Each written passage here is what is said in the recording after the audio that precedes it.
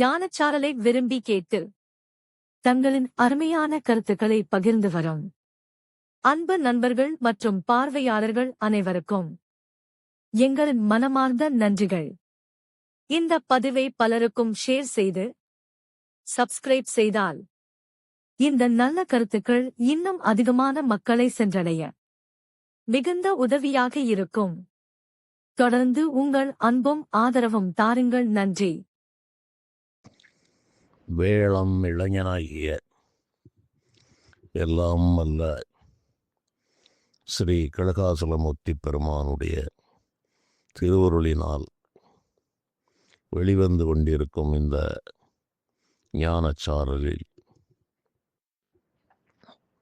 பல அரிய செய்திகளை உங்களோடு பகிர்ந்து வருகிறேன்.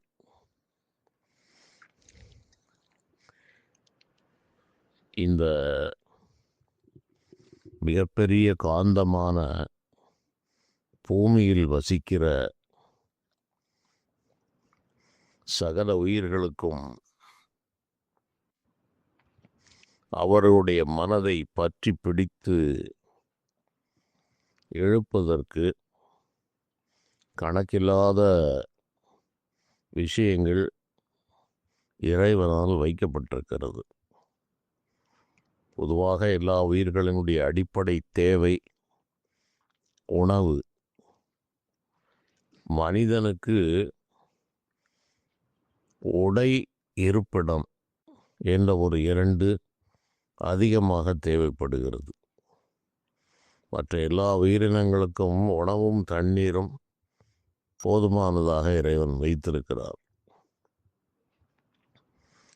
மனிதனுக்கு இந்த மானாபிமான உணர்வுகள் வந்த காரணத்தால் உடையும் ஒரு இருப்பிடமும் தேவையான ஒரு சூழ்நிலை ஒரு காலகட்டத்தில் உருவானது. அதற்கு முந்தைய காலங்களில் மனிதர்கள் எப்படி வாழ்ந்தார்கள் என்று சரித்திர ஆய்வாளர்கள் மரப்பட்டையை உடுத்தினார்கள் என்றெல்லாம் சொல்லப்பட்டாலும் இது போன்ற சரித்திர ஆய்வுகள் ஒரு மனித மனதின் ஒரு குறிப்பிட்ட எல்லையிலிருந்து தொடங்குகிறது, யூகத்தின் அடிப்படையில் தொடங்குகிறது என்பதுதான் இந்த ஞானம் உணர்ந்தவர்களுடைய பார்வையில் தெரிகிற உண்மை. காரணம், பல லட்சம் ஆண்டுகளுக்கு முன்பு நடந்த இராமாயணம் போன்ற பல இதிகாசங்கள், புராணங்களில் இந்த ஆடையை பற்றிய பேச்சுக்கள் இருக்கிறது. பொதுவாக மனிதர்கள் ஜோதிட சாஸ்திரம் இந்த இராமாயணம் எப்படி நடந்தது, எந்த காலத்தில் நடந்தது என்பதை இந்த யுகங்கள் வாயிலாக திரேதா யுகத்தில் நடந்தது. 4 யுகங்கள் நம்முடைய முன்னோர்களால் சொல்லப்பட்டிருக்கிறது. கிருத யுகம், திரேதா யுகம், துவாபர யுகம், கலியுகம் என்று 4 யுகங்கள். இதை சேர்த்தால் ஒரு சதுர்யுகம் என்று சொல்வார்கள். இந்த சதுர்யுகம் 4 யுகங்களுக்கும் ஒரு உத்தேசமாக ஒரு 45 லட்சம் ஆண்டுகள் வருகிறது. இதில் இந்த கிருதயுகத்தினுடைய ஆண்டுகள் அதிகம், அதற்கு சற்று குறைந்தது திரேதாயுகம், அதற்கு சற்று குறைந்தது துவாபர யுகம், எல்லாவற்றிலும் மிக குறைந்தது கலியுகம்.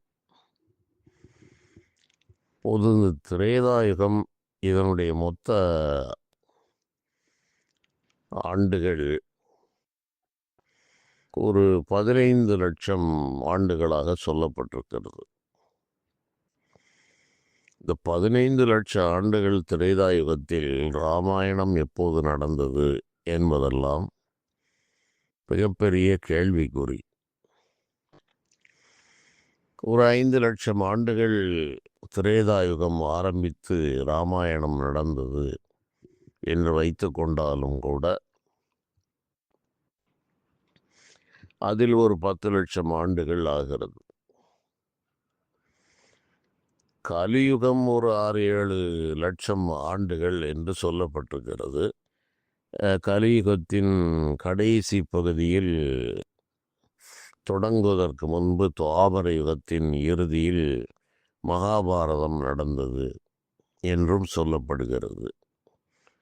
அப்போது கலி ஆரம்பித்து 5000 ஆண்டுகள் என்பது இது மிக குறைந்த எண்ணிக்கை. துவாபர யுகம் ஒரு 7-8 லட்சம் ஆண்டுகள் இருக்கிறது. ஆக எப்படி கூட்டி கழித்து பார்த்தாலும் ஒரு 15 லட்சம் ஆண்டுகளுக்கு முன்பாக இந்த ஜோதிட சாஸ்திரத்தினுடைய காலக்கணக்கின்படி இந்த ராமாயணம் நடந்திருக்க வேண்டும். இதை நான் என்னிடம் தனிப்பட்ட முறையில் பேசுகிறவர்களுக்கு 2 விதமாக நான் சொல்வதுண்டு. ஜோதிட சாஸ்திர கால அளவின்படி இந்த விளக்கத்தையும், யோக ஞானங்களின் அடிப்படையில் வேறு விதமான விளக்கங்களையும் நான் அவர்களுக்கு கூறுவதுண்டு. அதனால் அந்த அடிப்படையில் ஒரு 15 லட்சம் ஆண்டுகளுக்கு முன்பே இந்த ராமாயணம் நடந்ததாக நம்முடைய காலக்கணக்கு அறிவிக்கிறது. அப்போது ராவணனுடைய அந்த உடைகள், தசரதனுடைய அந்த அரண்மனையினுடைய சிறப்புகள், லங்காபுரியனுடைய அரண்மனையினுடைய கட்டடக்கலையும், அந்த அரண்மனையில் உள்ள மிகப்பெரிய அந்த ஒரு ஆடம்பரமான நிலையும் நுணுக்கமான வேலைப்பாடுகளும் அதில் விவரிக்கப்பட்டிருக்கிறது. ஜனக மகாராஜா, சீதாதேவி இவர்களை பற்றியும், ஜனகருடைய மற்ற புத்திரிகள் போன்றவர்களை பற்றியும், அவர்களுடைய ஆடை அலங்காரங்களை பற்றியெல்லாம் மிக தெளிவான விரிவான வர்ணனைகள் அதிலே கூறப்படுகிறது. அதன் பிறகு தசரத சக்கரவர்த்தியின் ஆணைக்கிணங்க அவர் மரவுரி தரித்து கானகம் சென்றார் என்றும் சொல்லப்படுகிறது. ஆகவே அந்த 15 லட்சம் ஆண்டுகளுக்கு முன்பாகவே இந்த உடைகள் என்பது அது வேறு ஒரு நிலையில் இருந்திருக்கிறது என்பது இவையெல்லாம் ஆன்மீக ரீதியான விளக்கங்கள். இந்த ஆய்வு ரீதியாக செய்கிற வரலாற்று ஆய்வுகளுக்கும் இதற்கும் சம்பந்தம் இருக்காது. அவர்கள் ஒரு இலக்கை எடுத்துக்கொண்டு அவர்கள் ஆய்வு செய்கிறார்கள். ஆனால் இது போன்ற நம்பிக்கை சார்ந்த விஷயங்கள், புராண இதிகாசங்கள் என்று பார்க்கும்போது அதில் சொல்லப்பட்ட செய்திகள் பலவும் அனுபவ ரீதியாக உண்மை என்று உணரும் நிலை சிலருக்கு இருக்கிற காரணத்தால் காலங்கள் அவ்வப்பொழுது மாறிக்கொண்டே இருக்கிறது. இதை காட்டிலும் எளிய பல தொழில்நுட்பங்கள் இன்று மனிதன் ஒரு எல்லையை வகுத்து கொண்டு, எப்போது தையல் மிஷின் வந்தது, அதற்கு முன்னால் பருத்தியின் பயன்பாடு வந்து அதை முள்களை குத்தி தைக்கும் நிலை கூட வந்ததாக கூறப்படவில்லை. அந்த முள்களை வைத்து இணைத்து தான் அவர்கள் ஆடைகள் அணிந்தார்கள் என்றெல்லாம் ஒரு யூகத்தால் சொல்லப்படுகிறது. ஆனால் இந்த ஆன்மீக ரகசியங்களை அறிந்தவர்கள் மிக நன்றாக அறிகிறார்கள். வேறு ஒரு நிலையில் இந்த அலங்காரமான பொருள்களும் தங்க வைர ஆபரணங்களும் கட்டடக்கலையும் இருந்தது என்பதை இந்த ஞான ரீதியாக அறிந்து கொள்கிறார்கள். அதுவே அனுபவத்தில் உண்மையாக இருக்கிறது. ஆகவே நான் எப்போதும் இந்த சரித்திர ஆய்விலிருந்து நான் எதையும் கூறுவதில்லை. அது ஒரு தனிப்பகுதி. அவர்கள் ஒரு எல்லையை வைத்து கொண்டு அதை ஆய்வு செய்து கொண்டு போகிறார்கள். இது நம்பிக்கை சார்ந்த விஷயங்கள் என்று வரும்போது, காலக்கணக்கு என்று வரும்போது, நாம் இதைத்தான் ஆதாரமாக கொண்டு இந்த உலக சிருஷ்டி 200 கோடி ஆண்டுகள் ஆகிறது என்று ஜோதிட சாஸ்திரம் சொல்லுகிறது. இந்த 200 கோடி ஆண்டுகளாக இந்த பூமி இருக்கிறதாக அந்த சாஸ்திரங்கள் சொல்லப்பட்ட செய்திகளில் அவ்வாறு கூறப்படுகிறது. இதை வைத்து ஒரு காலக்கணக்கு எத்தனை யுகங்கள் போயிருக்கிறது என்று பிரம்மாவினுடைய ஆயுள் என்றெல்லாம் இப்படி பல விஷயங்கள் போகிறது. அதனால் இந்த ஆடை போன்ற விஷயங்களும் இந்த கலாச்சாரம் போன்ற விஷயங்களும் காலத்துக்கு காலம் யுகத்துக்கு யுகம் மாறிக்கொண்டே இருக்கிறது. இந்த மண்ணுலகில் ஆகவே மனிதன் உடை உடுத்தினான் என்பது ஏதோ ஒரு சமீப காலத்தில் என்று நாம் எடுத்துவிட முடியாது என்பதற்காக நான் இதிகாசங்களில் இருந்து இந்த செய்திகளை உங்கள் சிந்தனைக்காக நான் தருகிறேன். நீங்கள் ஆழ்ந்து சிந்தித்து பாருங்கள். காரணம், நம்முடைய நாட்டில் இருக்கிற புராண இதிகாசங்கள் மற்றும் பல சாஸ்திரங்களுடைய ஆழமான உண்மை பொருள்களை இன்று உணர்வார் மிக மிக குறைந்து போனார்கள். அதில் சொல்லப்பட்ட கதைகளிலும் கூட பல விஷயங்கள் பலருடைய மனதில் இருப்பதில்லை. ஏதோ அரிதாத சில விஷயங்கள் மட்டும் அன்றும் இன்றும் சொல்லப்பட்டு கொண்டு வருகிறதை தவிர அதில் சொல்லிய அனைத்து விஷயங்களும் மானிட வாழ்க்கைக்கு தேவையானதும் ஞான வாழ்க்கைக்கு தேவையானதுமான பல கருத்துக்கள் அதில் இருக்கிறது என்பது காலத்தால் அதிகமாக மறைக்கப்பட்டே வந்திருக்கிறது. இன்று கிட்டத்தட்ட அது பலர் மனதை விட்டு நழுவி போய்விட்டது. அதனுடைய மெய்ப்பொருளை காண்பதற்கு கதை முழுவதும் தெரிந்தால்தான் மெய்ப்பொருளை காண முடியும். அதில் ஆய்வுகள் நடப்பதில்லை. ஒரு காலத்தில் வேறு விதமான ஆய்வுகள் நடந்தது. கற்பில் சிறந்தது கண்ணகியா மாதவியா என்று பட்டிமன்றம் வைத்தார்கள். கற்பில் சிறந்தது கண்ணகியா சீதையா என்று அதற்கு பட்டிமன்றங்கள் எல்லாம் நடந்ததுண்டு.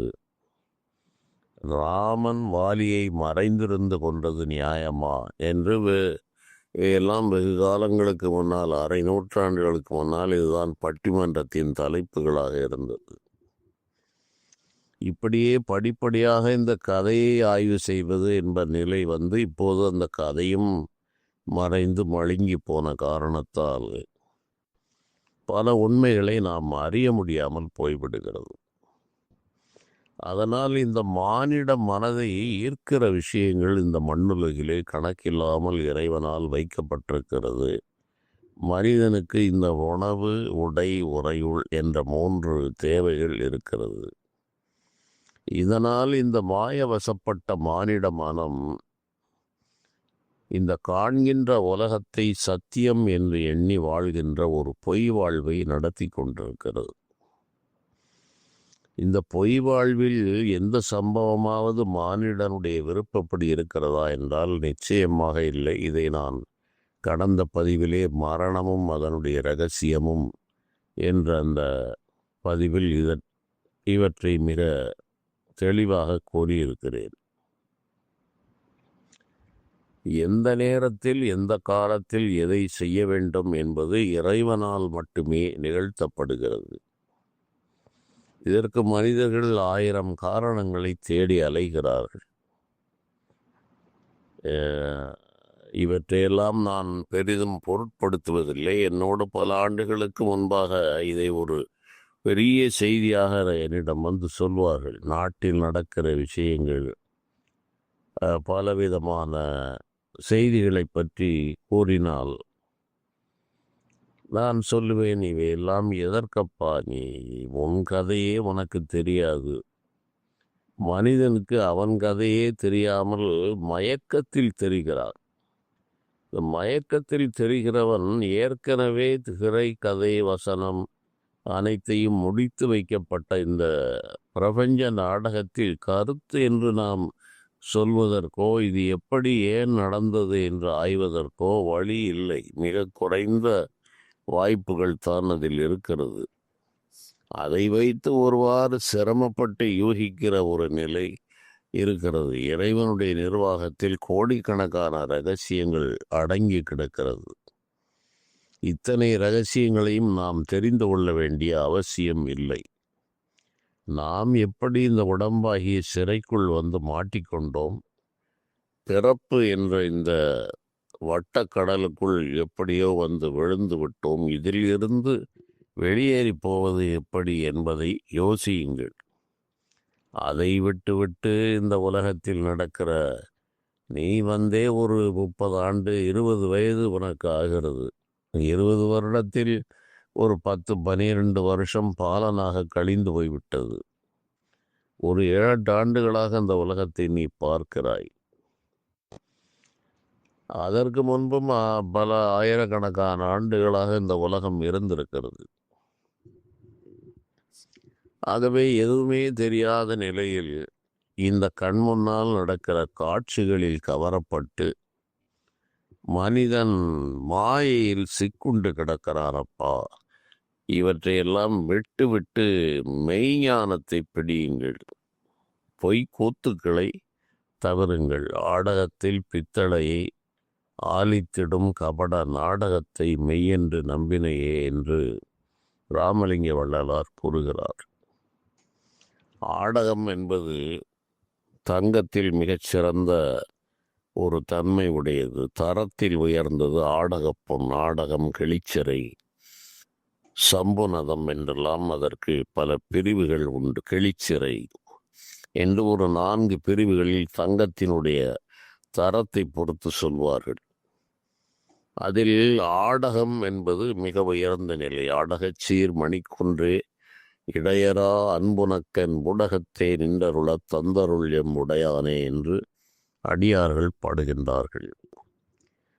ராமலிங்க வள்ளலார் கூற வந்தது என்ன என்றால், ஆடகத்தில் பித்தளையை ஆலித்திடும் கபட நாடகத்தை மெய் என்று நம்பினையே என்று தன் மனதிற்கு சொல்வது போல் மனிதர்களுக்கு கூறிய அறிவுரை. ஆடகம் என்பது மிகச்சிறந்த தலை சிறந்த பொன். அதை பித்தளை போல காட்டிக்கொண்டிருக்கக்கூடிய இந்த கபட நாடக உலக மயக்கத்தை மெய் என்று நம்பினாய். இருப்பது உயர்தரமான தங்கம், அதை பித்தளை போல் காட்டுகிறார் இந்த மிகப்பெரிய நாடக நடிகர். முதல் நடிகர் அந்த தில்லை நடராஜ பெருமான் என்று நான் அந்த காலங்களில் கூறுவதுண்டு. தற்போதும் சில உரைகளில் கூறியதாக எனக்கு நினைவில் இருக்கிறது.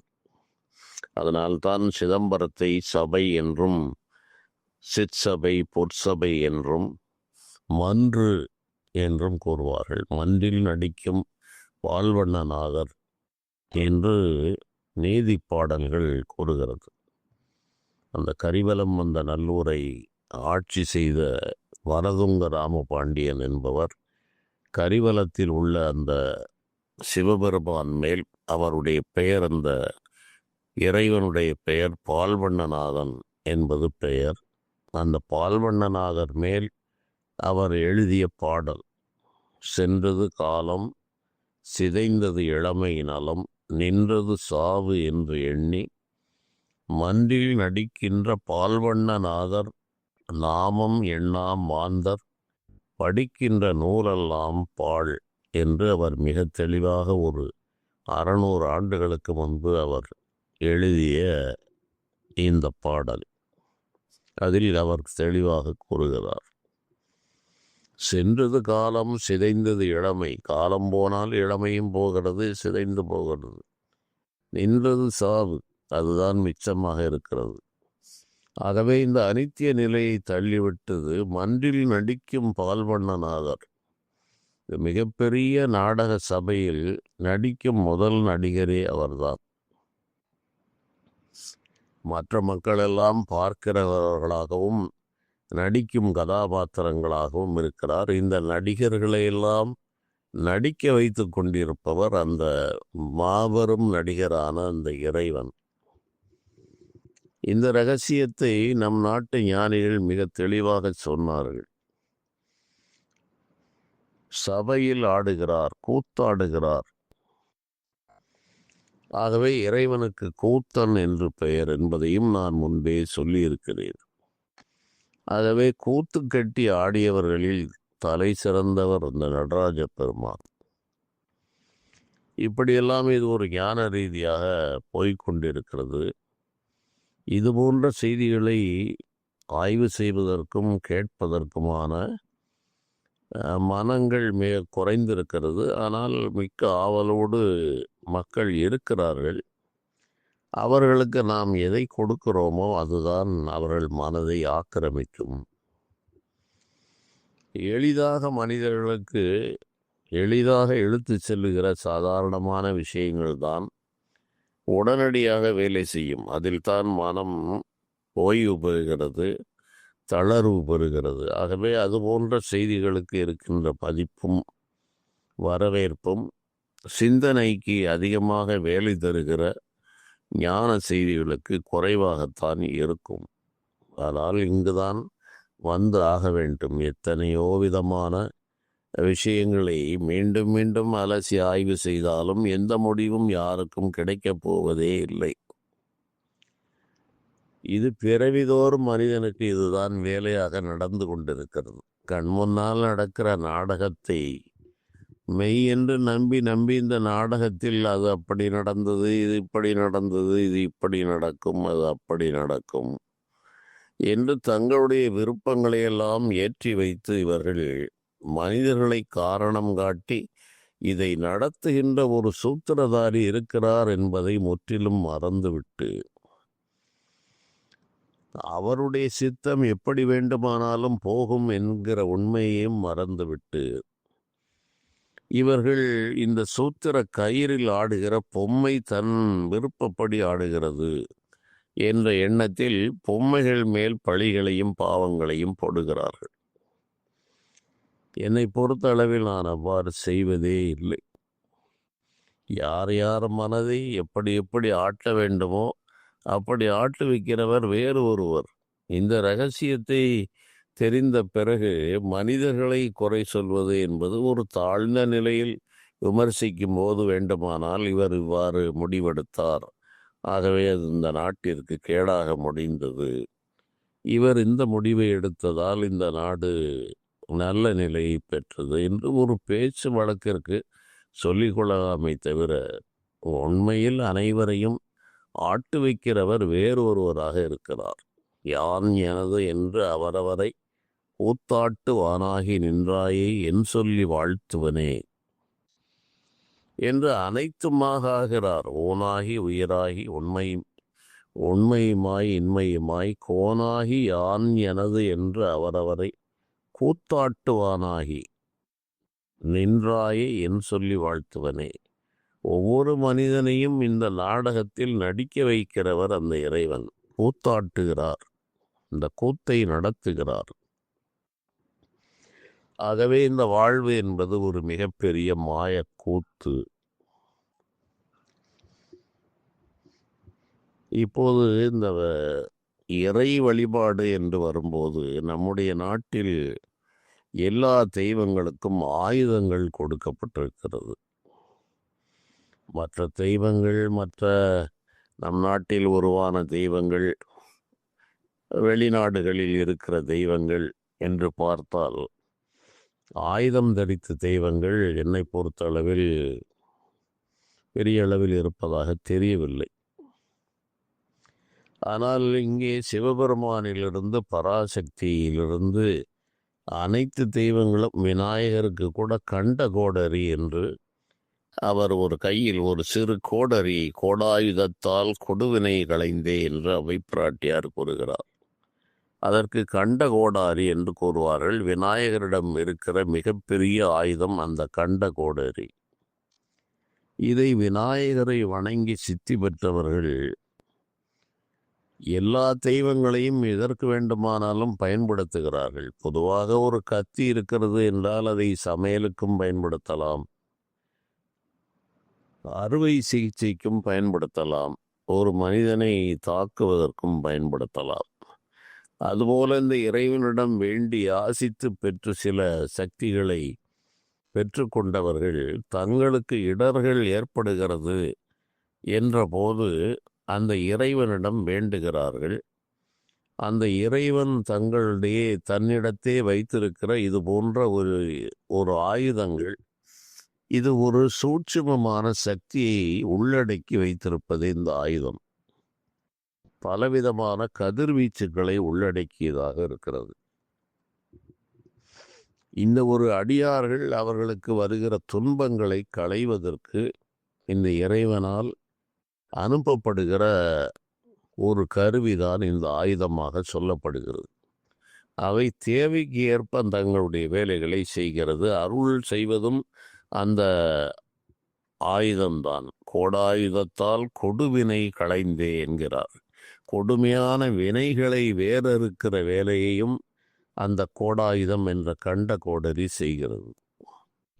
அதுபோலவே முருகப்பெருமானுடைய கையில் இருக்கிற வேல், அயில்வேல், வஜ்ரவேல், ஞானவேல், வீரவேல், வெற்றிவேல் என்று இந்த வேலை சக்தி வேல் என்று வேல் என்ற பெயரில் தமிழ்நாட்டில் கணக்கில்லாத பெயர்கள், பெண்களுக்கு கூட வேலம்மாள் என்று வைக்கிற வழக்கம் சமீப காலம் வரை இருந்து தற்போது பலவிதமான அந்த கணினி மூலமாக பெயர் வைப்பது என்று ஒரு 20 ஆண்டுகளுக்குள் முற்றிலும் தமிழ் பெயர்கள் எல்லாம் மறைந்தே போய்விட்டது. முருகப்பெருமானுடைய பெயர்களே இங்கு அதிகமாக ஆட்சி செய்தது. அதில் இந்த வேல், அயில்வேல் என்பதும் இருக்கிறது, வஜ்ரவேல் என்பதும் இருக்கிறது. இந்த வேல் என்று சொன்னால் ஞானத்தை உள்ளடக்கி வைத்திருப்பதுதான் இந்த வேல். ஒளி வடிவமாக இருப்பது இந்த வேல். அதே இது பக்தர்களை காப்பதற்கு பயன்படும் ஒரு சக்தியாக விளங்குவதும் இந்த வேல்தான். இந்த வேல் மனிதரிடம் இருக்கிற அசுரத்தன்மையை அளிக்கிறது. அசுரர்கள் என்று தனியே உலகத்தில் பல மாய தோற்றங்களெல்லாம் இருக்கிறது. இந்த வாழ்வு எப்படி ஒரு மாயை உண்மை போல் விளங்குகிறதோ அதுபோல் அண்டவெளியில் கணக்கில்லாத உலகங்கள் இருப்பதும், அங்கே நிசாசரர்கள் என்ற அசுரர்கள் இருப்பதும் அது ஒரு விதமான ஒரு தற்காலிக உண்மை. அதாவது விவகாரிக சத்தியம் என்று இதை ஞானத்தில் கூறுவார்கள். அதை விவகரிக்கும் போது மட்டும் அது உண்மையாக இருக்கும், மற்ற நேரத்தில் மறைந்து போய்விடும். அது நிரந்தர உண்மை அல்ல. அவ்வாறு இருக்கிற அந்த அசுரர்களை அழிப்பதற்கும் இந்த வேல்தான் பயன்படுகிறது. உலா ஒலி நிசாசரர் உலோகமது எலாம் வள உலாவிய நிலாவு கொலைவேல் என்று வாக்கிற்கு அருணகிரி என்ற அந்த அருணகிரி பெருமான் திருப்புகழில் கூறுகிறார். அந்த அசுரனை வதைக்கின்ற காலங்களில் மண்ணிலே இருந்த அசுரர்களை எல்லாம் வதைத்துவிட்டு விண்ணில் இருக்கிற அசுர உலகங்களை தேடி தேடி இந்த வேல் ஒரு வேல் 1000 வேல்களாக வடிவம் மாறி அந்த அசுர உலகங்களையெல்லாம் எங்கெங்கு அசுரர்கள் ஓடி ஒளிகிறார்களோ அவற்றை தேடி தேடி அழிக்கிறது. அது எப்படியும் வேல் தன் வேலையை செய்துவிடும் என்ற காரணத்தால் ஒலா ஒலி நிசாசரர் என்பது அசுரர்களுடைய அவர்களுக்கு ஒரு பெயர். நிசாசரர் உலோகமது எல்லாம், அவர்களுடைய உலகமெல்லாம் இந்த வேலை கண்டு அஞ்சி நடுங்குகிறது. உலோகமதெல்லாம் வள உலாவிய நிலாவு கொலைவேல், அங்கங்கே உலாவி அப்படியே தேடிக்கொண்டிருக்கிறது. அது கிட்டத்தட்ட அனைத்து இறைகளையும் அது வாங்கிவிட்டது. எஞ்சியது எங்கேனும் இருக்கிறதா என்று தேடுகிறது. ஆகவே உலாவிய நிலாவு கொலைவேல் என்று அந்த வார்த்தையை பயன்படுத்துகிறார். அதே வேல் அருள் செய்கிறது என்றும் பயன்படுத்துகிறார். வேலாயுதன், அதாவது முருகப்பெருமானிடம் தேவர்களும் மும்மூர்த்திகளும் அனைவரும் போய் இந்த சூரனை அழிப்பதற்கு சிவபெருமானாலும் முடியவில்லை, ஸ்ரீமன் நாராயணனுடைய அவராலும் முடியவில்லை. இந்திரனுடைய வஜ்ராயுதம், இந்த வஜ்ரவேல் என்று சொல்வார்கள், அதுக்கு கூட ஒரு அன்பர் கேட்டிருந்தார். வஜ்ரம் என்பது இந்த இடியை இடி மின்னல் என்பது இந்திரனுடைய ஆயுதம், வஜ்ராயுதம் என்று பெயர். மிக மிக உறுதியானது என்பதை வஜ்ரவேல் என்று சொல்வார்கள், வைரவேல் என்று சொல்வார்கள். இவையெல்லாம் புறத்தில் இருப்பதற்கு ஒரு பெயர். ஆனால் இவை அகப்பகைகள், புறப்பகைகள் என்று இரண்டு இருக்கிறது. இதில் புறப்பகைகளை விட இந்த உள்ளத்திலே இருந்து கொண்டு மனிதனுக்கு மாயையையும் மயக்கத்தையும் பேராசையையும் அறியாமையையும் கொடுத்து கொண்டிருக்கிற இந்த இருள், இந்த பகைகளை அழிப்பதுதான் இந்த வேலுடைய முதல் வேலை. வெளியே இருக்கிற பகைகளையும் அது அழிக்கிறது. அதே நேரத்தில் உட்பகைகளை அழித்து அவனுக்கு ஞானத்தை வழங்குகிறது.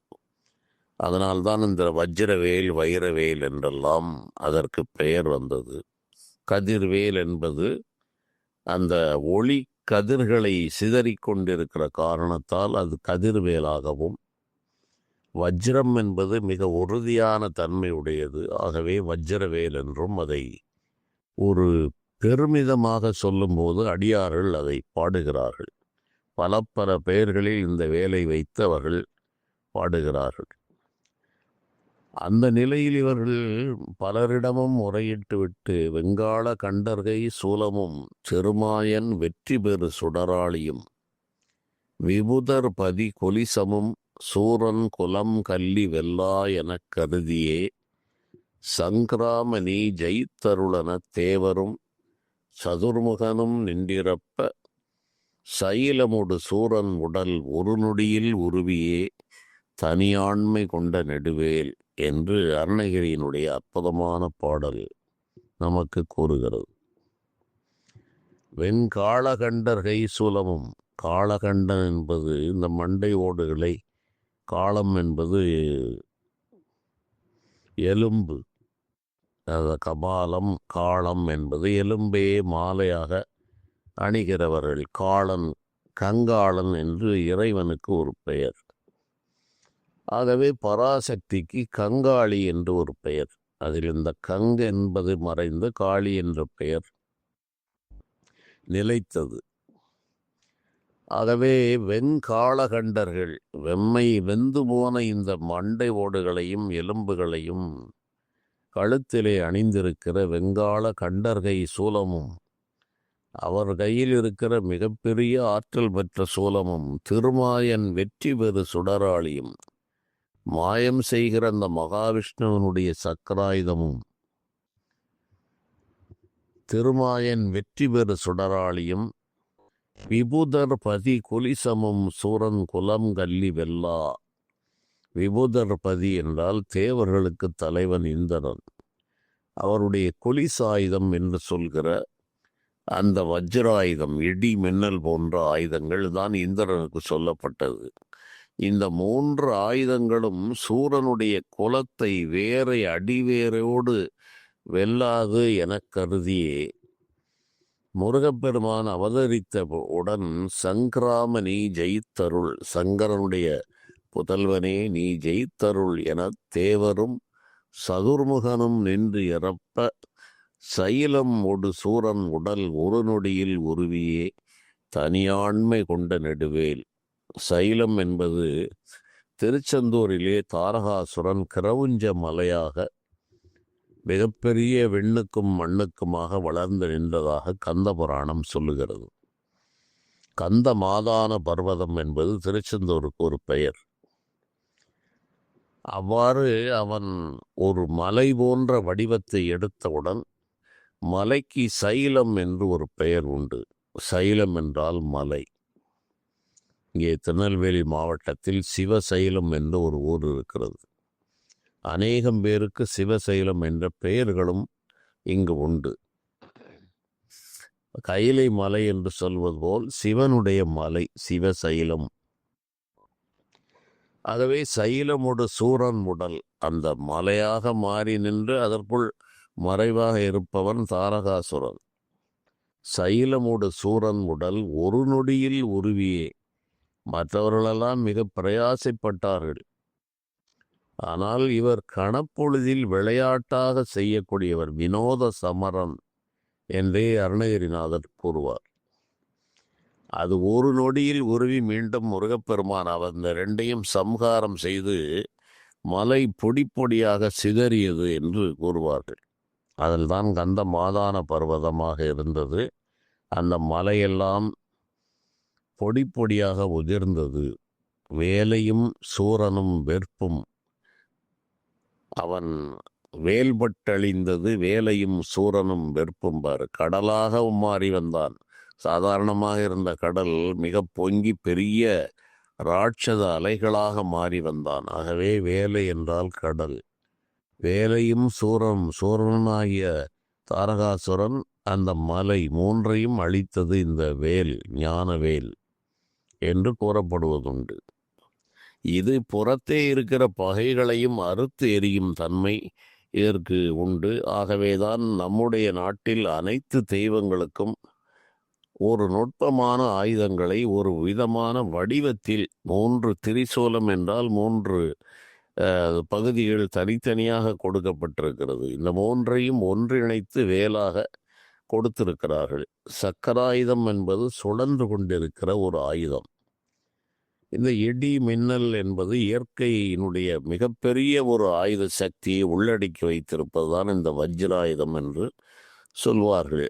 விநாயகருக்கு கண்ட கோடரி இருக்கிறது. அதுபோல ஆஞ்சநேயன் பிரபு என்றால் அவருக்கு கதாயுதம் என்பது அவருடைய ஆயுதங்களில் தலை சிறந்ததாக இருக்கிறது. நரசிங்க பெருமான் என்று வரும்போது அவருக்கு பற்களும் நகங்களுமே மிக பலம் வாய்ந்த ஆயுதங்கள். இவையெல்லாம் ஒரு உபசாரமாக சொல்லப்பட்டது. இந்த அனைத்தையும் ஒரு எண்ண மாத்திரத்தில் செயல்படுத்த வல்லவர் இறைவன் என்பதை மறந்துவிடக்கூடாது. மனிதர்களுக்குத்தான் நீண்ட காலம் உழைத்து ஒரு கருவியை உருவாக்க வேண்டிய கட்டாயமெல்லாம் இருக்கிறது. அனைத்தும் வல்லவனாகிய இறைவனுக்கு, சர்வசக்திமானாகிய இறைவனுக்கு ஒரு கணப்பொழுதில் ஒரு எண்ண மாத்திரத்தில் எத்தனை கோடி ஆயுதங்களையும் அவர் உருவாக்கலாம், எத்தனை கோடி மனிதர்களையும் உருவாக்கலாம், ஆண்டியை அரசனாக்கலாம், அரசனை ஆண்டியாக்கலாம். இப்படி எதை வேண்டுமானாலும் செய்யும் ஆற்றல் படைத்தவர் இறைவன் என்பதை மறந்து விடுகிற காரணத்தால் தான் இந்த உலகம் ஒன்றுக்கும் பயன்படாத விஷயங்களில் மனதை செலுத்தி வாழ்நாளை வீழ்நாளாகி கழித்து கொண்டிருக்கிறது. நாம் எதற்கு இந்த மண்ணுக்கு வந்தோம் என்பதை மறக்கடிப்பதே இறைவனுடைய வேலை. அதுதான் மாயை. மாயையில் நான் சிக்கவில்லை என்று சொல்பவர்கள் பலர் இருக்கிறார்கள். என்னிடம் சொன்னவர்களும் இருக்கிறார்கள். மாயையில் சிக்கித்தான் மனிதனுடைய ஒவ்வொரு செயல்களும் பேச்சுக்களும் அவன் மாயையில் சிக்கி இருக்கிறானா என்பதை எளிதில் கண்டுபிடித்து விடலாம். இந்த மாயையிலிருந்து விலகாதவருடைய பேச்சும் மாயை என்ற இந்த அஞ்ஞானத்தை கடந்தவருடைய பேச்சுக்களும் வேறு வேறு விதமாக இருக்கும். உலகத்தில் நடக்கிற எந்த காட்சிகளுக்கும் எந்த நிகழ்ச்சிகளுக்கும் எந்த விதமான ஒரு சலனமும் இன்றி இருப்பவர்களே இந்த மாயையை கடந்தவர்கள்.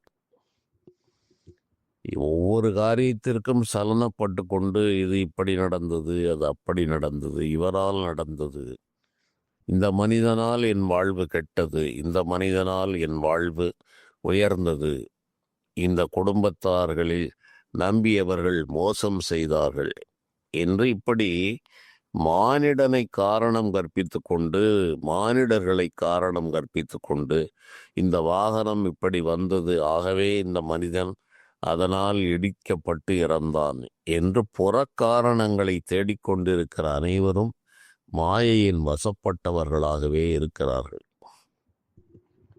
அனைத்து காரணனாகவும் காரியமாக இருப்பவனும் அந்த இறைவன்தான். அவனே இந்த சூத்திர கயிறால் இந்த பொம்மைகளை ஆட்டுகிறான் என்ற ரகசியம் தெரிந்தவர்கள் எதற்கும் சலனப்படுவதில்லை. கொன்றிய சவையில் நிலவாய் வெண்வெழுது வீழ்த்து ஒன்றிய சவம் வாழ்ந்தாலும் புதுமையாய் ஒன்றும் பாரார். சென்றது கருதார் நாளை சேர்வது நினையார் கண்முன் நின்றது பொசிப்பார். வெயில் நிலவாய் வெண்வெழுது வீழ்த்து பொன்றிய சவம் வாழ்ந்தாலும் புதுமையாய் ஒன்றும் பாரார். சாட்சி நடுவான ஜீவன் முக்தர். ஜீவனோடு இருக்கும்போது முக்தி நிலையில் பிரவேசித்தவருடைய இலக்கணத்தை கூறுகிறார்கள். சென்றது கருதார். முடிந்து போன சஞ்சித கர்மங்களை எல்லாம் அவர்கள் கணக்கில் எடுக்க மாட்டார்கள். நாளை சேருகிற ஆகாமிய கர்மத்தையும் நினைக்க மாட்டார்கள். நாளை சேர்வது நினையார். கண்முன் நின்றது பொசிப்பார். கண்முன்னால் இருக்கிற பிராரத்துவ கர்மத்தை அனுபவித்து கொண்டிருப்பார்கள். இதற்கு சிலர் மேம்போக்காக இதை தெரிந்து கொண்டு இந்த ஞானிகள் கண்முன்னால் என்ன கிடைக்கிறதோ அதை சாப்பிடுவார்கள் என்று இதற்கு விளக்கங்களும் வியாக்கியானங்களும் கூறப்பட்டது ஒரு காலம். தற்போது இந்த பாடல்களே அநேகருக்கு தெரியாமல் போய்விட்டது. ஆகவே கண்முன் நின்றது பிராரத்துவ கர்மா, அதை மட்டும் அனுபவித்து கொண்டிருப்பார்கள். சஞ்சிதம் ஆகாமியம் என்ற 2 வினைகளையும் அவர்கள் கடந்திருப்பார்கள். மே மாதம் சித்திரை வைகாசி மாத சூரியன் அப்படியே நிலவு போல உச்சி காலம் 12 மணிக்கு நிலவாக மாறிவிட்டது, தன்மையாக குளிர்ச்சியாக இருக்கிறது என்றால் அதற்கும் புதுமையாக ஓடிச்சென்று எதையும் பார்த்துவிட மாட்டார்கள். புதுமையாய் ஒன்றும் பாரார். முந்தானேற்று ஒருவன் இறந்து போனான், அவன் இன்று உயிரோடு நடமாடுகிறான் என்று ஒருவன் செய்தி சொல்லி அவன் நடமாடுவதை இவர்கள் பார்த்தாலும் ஆச்சரியப்பட்டு பார்க்க மாட்டார்கள். பொன்றிய சமம் வாழ்ந்தாலும் புதுமையாய் ஒன்றும் பாரார். இது யாரால் இவ்வாறு இருக்க முடியும் என்றால் சாட்சி நடுவான ஜீவன் முக்தர்கள். ஜீவன் முக்த ஞானிகள் இந்த திரையில் நடக்கிற எந்த காட்சிகளுக்கும் சலனப்படாமல் இருப்பார்கள். இந்த திரைக்காட்சிகளுக்கு எப்போது சலனம் வருகிறதோ அப்போதெல்லாம் இவர்கள் மாயை வசப்பட்டு கிடக்கிறார்கள் என்பதே உண்மை. ஆகவே இந்த மாயையிலிருந்து விடுபடுவதற்காக இறைவனிடம் ஆயுதங்கள் கொடுக்கப்பட்டு நம்முடைய இந்த மாயா சக்திகளை அழிப்பதற்கும் நம்மை பற்றி பிடித்திருக்கிற காமக்ரோத லோபமுக மோகம் மதமாச்சரியம் டம்பம் தர்ப்பம் இச்சை ஈர்ஷை அசூயை அகங்காரம் ராகத்வேஷங்கள் என்று சொல்கிற உட்பகைகள் இவற்றை அழித்து நமக்கு ஞானமாகிய உயர்ந்த நிலையை கொடுப்பதற்கென்றே நம்முடைய நாட்டிலே தெய்வங்களுக்கு ஆயுதங்களை கொடுத்தார்கள். இந்த ஆயுதங்களெல்லாம் உள்ளே இருக்கிற தேவையற்ற குணாதிசயங்கள், முக்குணங்களையும் வேறறுத்தல், பல வினைகளை வேறறுத்தல், முந்தைய பிறவியில் செய்த வினைகளை அறுத்தெறிதல், கிரந்தி என்று அதை வடமொழியில் சொல்கிறார்கள்.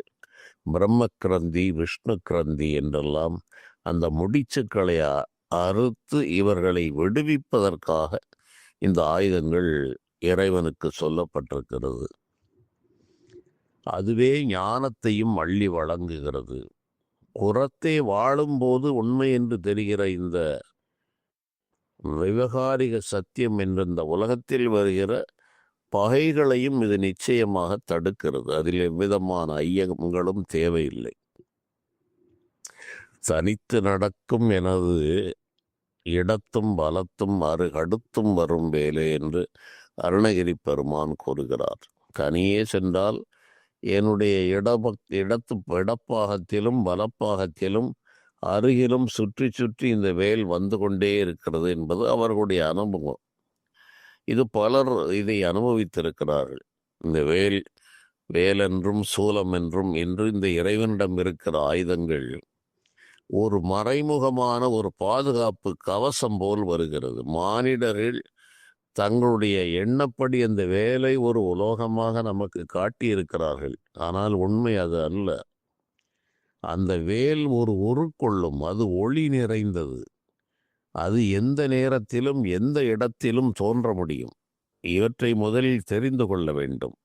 இந்த ஆரம்ப நிலையிலேயே நமக்கு சொல்லிக் கொடுக்கப்பட்டதாலும் இந்த ஆரம்ப நிலையை தாண்டுவதற்கு மனமில்லாத காரணத்தாலும் வேல் என்பது திருச்செந்தூர் முருகன் கையில் தானே இருக்கிறது, அது இங்கே எப்படி வரும் என்ற ஒரு மயக்கம்தான் மனிதனை ஆட்கொண்டிருக்கிறது. அது அங்கே ஒரு மரியாதைக்காக இறைவனிடம் அங்கே வைக்கப்பட்டிருக்கிறது.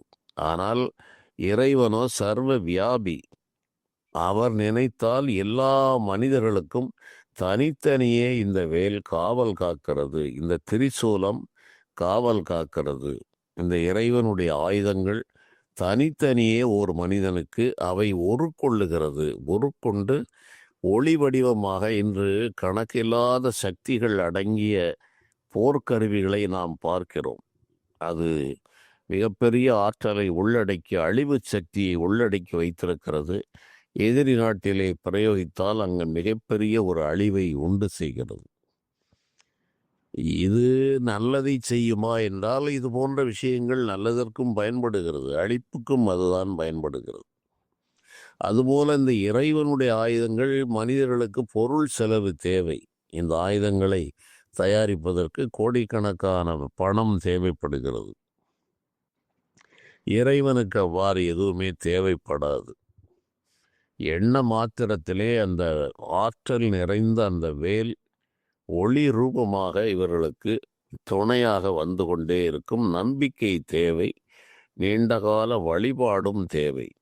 அவ்வாறு மனம் முதிர்ச்சி அடையும் போது இவர்களுக்கு இறைவனுடைய அருள் கவசம் எப்போதுமே இவர்களை காப்பாற்றுகிறது என்பது மறுக்க முடியாத உண்மை.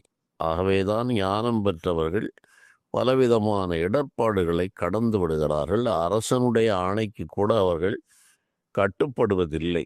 அந்த ஒரு நிலை இருக்கிற காரணத்தால் தான் அப்பர் சுவாமிகள் அரசனுடைய அழைப்பை நிராகரித்தார். நாமார்க்கும் குடியல்லோம், நமனை அஞ்சோம், ஏமாப்போம், பெணியறியோம், பணிவோம் அல்லோம், இன்பமே என்னாலும் துன்பமில்லை என்று சொல்கிற ஒரு மனநிலை அவருக்கு வந்தது. அதுக்காக அவர் பல உழைப்பையும் பலவிதமான தியாகங்களையும் செய்து இறைவனை முற்றிலும் சரணடையும் போது அந்த தன்மை அவர்களுக்கு வருகிறது. அதுபோலவே தான் இறைவனிடம் இருக்கிற அந்த வேலாயுதத்தினுடைய பெருமையும். முழுவதும் சரணடைந்தால் முருகப்பெருமான் அந்த வேலாயுதத்தால் எந்த நேரமும் நம்மை காத்து நமக்கு புறத்தே வருகின்ற இடையூறுகளையும் நீக்குகிறார். அகத்தே உள்ள இருளையும் நீக்கி ஞானத்தில் நம்மை சேர்க்கிறார் என்பது ஒரு மிகச்சிறிய விளக்கம். பலருக்கும் இந்த ஐயப்பாடுகள், ஏன் இறைவனிடம் ஆயுதம் இருக்கிறது, அதனுடைய தன்மை என்ன என்ற ஐயங்கள் நெடுங்காலமாக இருந்து வருகிறது. அன்பர்கள் சிலருடைய கேள்விகளும் அதில் இருந்தது. ஆகவே இந்த விளக்கத்தை இன்று நாம் பார்த்தோம். மேலும் இது போன்ற செய்திகளை பார்க்கலாம். நன்றி.